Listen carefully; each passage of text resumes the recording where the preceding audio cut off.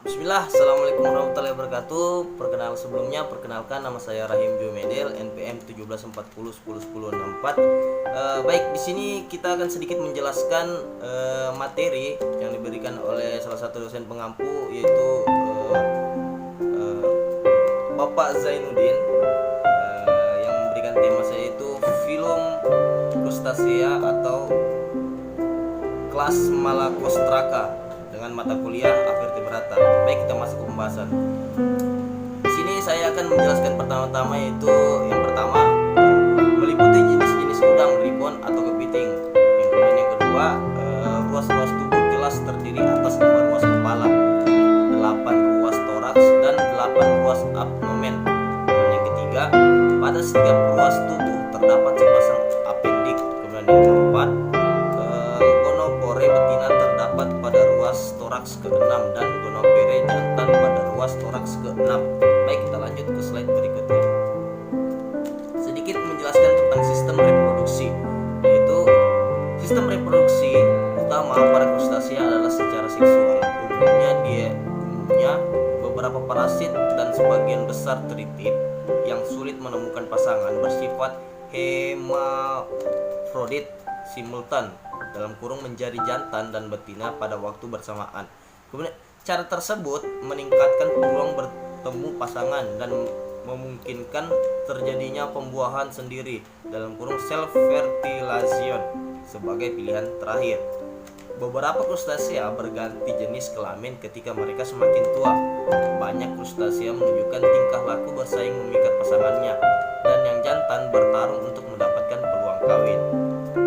Satu-satunya reproduksi aseksual berlangsung secara parthenogenesis atau berkembang dari telur yang tidak dibuahi, namun ini sangat jarang terjadi.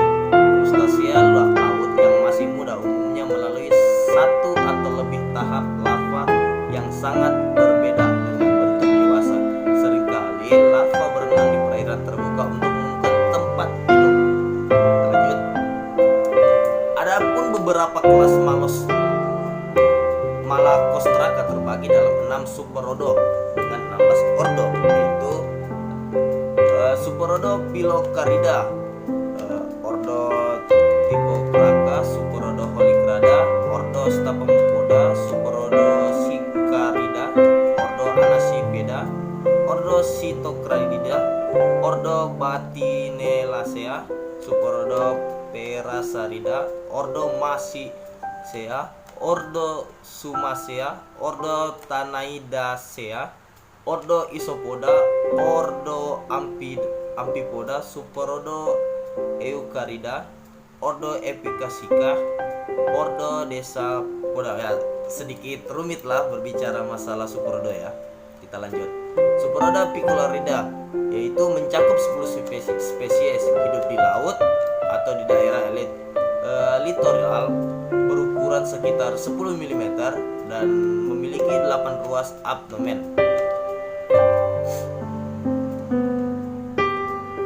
Superordo Hiplocarida dikenal sebagai mantis atau udang ronggeng. Tubuh panjang dan pipi di dorsoventral, karapas lebar seperti perisai dan menyatu dengan 2 ruas toraks pertama, 5 pasang appendix. Toraks pertama anilamus dan seperti pengapit. Pasangan kedua sangat besar. 3 pasang berikut beramus dan tidak berjapit. 5 pasang klepot mengandung insang, upload dan telson sangat besar seperti kipas, mata besar dan bertangkai. Di antaranya terdapat sebuah mata napidus. Reproduksi seksual Diarceus, telur dirami betina. Kira-kira begitu. Dan di sini juga ada gambar dari udang mantis, ronggeng pengko, nenek, dan habitat pasir lumpur hidup dalam lubang yang digali. Dan penjelasan tentang superordo Syncarida, yaitu tidak memiliki kerapas yang pertama. Kemudian yang kedua, appendix toraks berimus dan serupa. Pada exopodid, tiap appendix terdapat 2 helai insang sederhana, uropod dan telson lebar. Kemudian yang ketiga, terdiri atas 3 ordo crustacea air tawar yang primitif, yaitu Anaspidacea, Tigosarida dan Patinelasia. Baik, kemudian penjelasan tentang Suborodo Paraseradrida. Rumus toraks pertama selalu menyatu dengan kepala individu. Yang kedua, individu dewasa tidak memiliki mata naupigos. Yang ketiga, betina mengerami telur di kantung pengeraman yang terbentuk dari pelebaran coxa appendix toraks tertutup. Terdiri dari 5 ordo, yaitu Mysidacea, Cumacea, Tanaisidea, Osopoda, dan Amploida. Baik, selanjutnya Suborodo Eukarida memiliki bentuk dasar tubuh karinoid, tubuh seperti udang pada umumnya.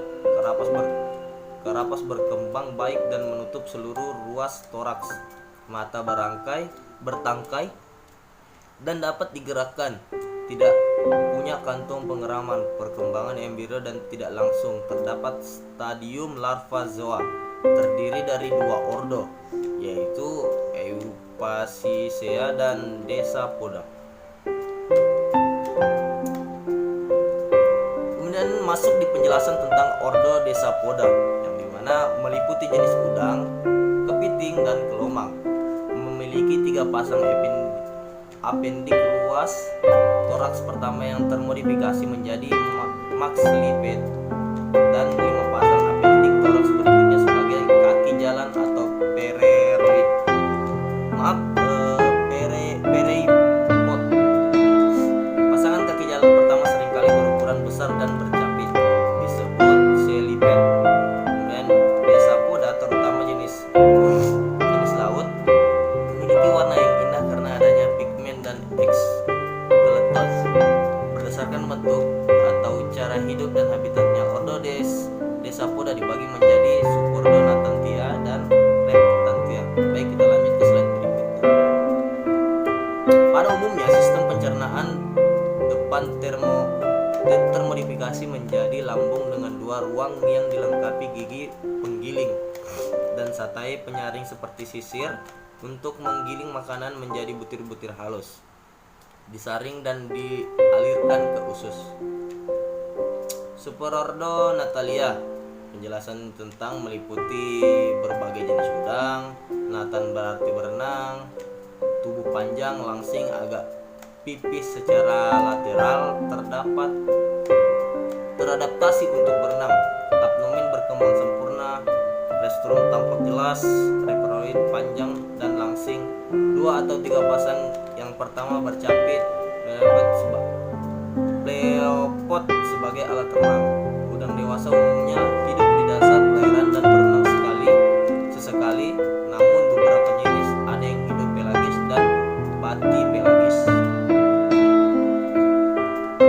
Dan penjelasan di sini masuk ke anatomi kepala udang. Yang pertama itu duri supraorbital 2, yang kedua duri anteroreal 3, duri hepatik 4, median groove 5, median crest 6, gigi rostrum 7, punggung rapas depan 8, punggung rapas orbital 9, gigi epigastrik 10, adostral groove.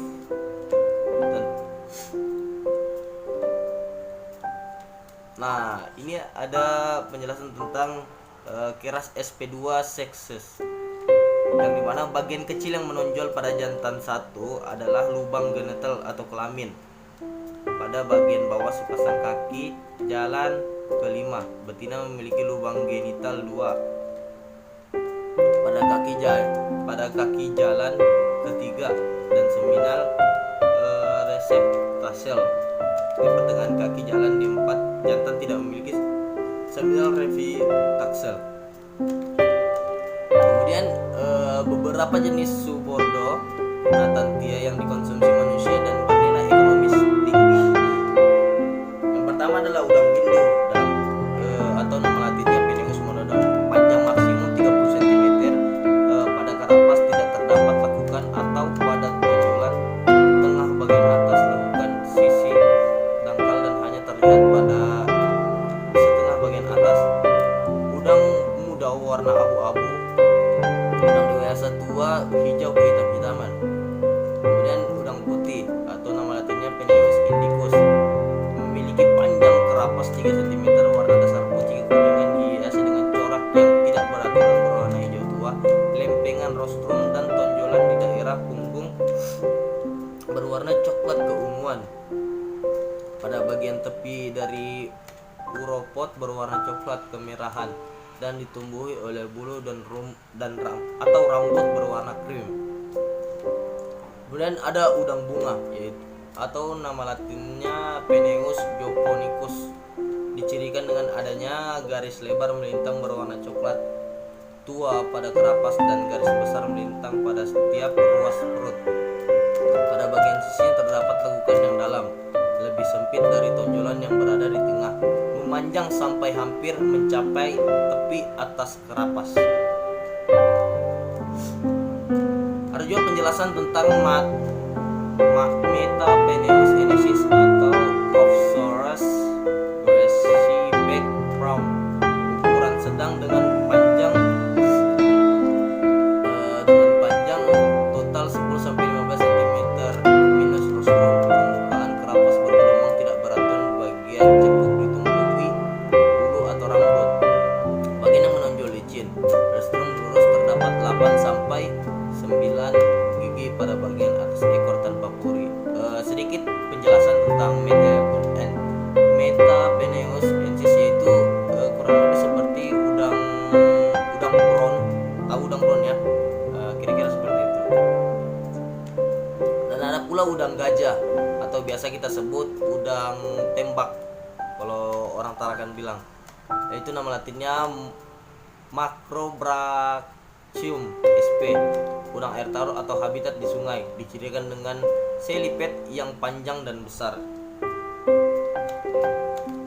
Kemudian Subordo reptantia mencakup udang karang atau lobster, kepiting, rajungan, dan kelomang. Reptan berarti merayap. Umumnya tubuh pipi dorsoventral dan lebih pendek dari Natantia. Pasangan plepot pertama sampai kelima acap kali mengecil dan bukan alat renang. Peripot kuat dan pasang pertama kali biasanya besar atau bercapit.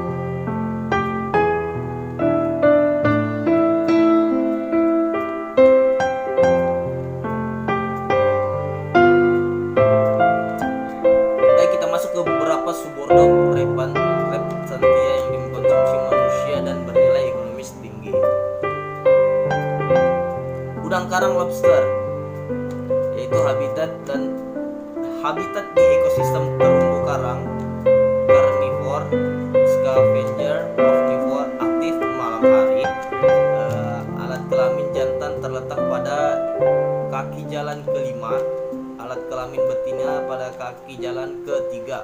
Fase larva 3-7 bulan. Fase larva, maaf.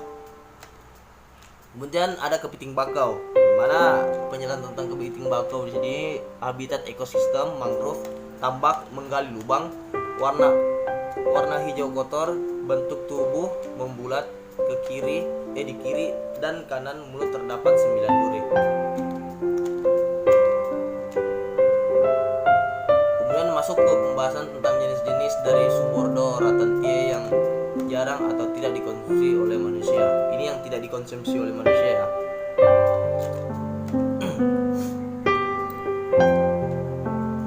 Itu salah satunya di sini ada Carybdis atau kepiting yang memiliki capit yang panjang.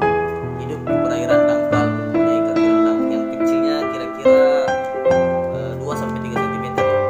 Kemudian ada Asoteret lunaris, itu seperti kepiting yang ada di laut, cuma yang kecilnya kira-kira seumuran segini lah, yang 1-2 cm kira-kira.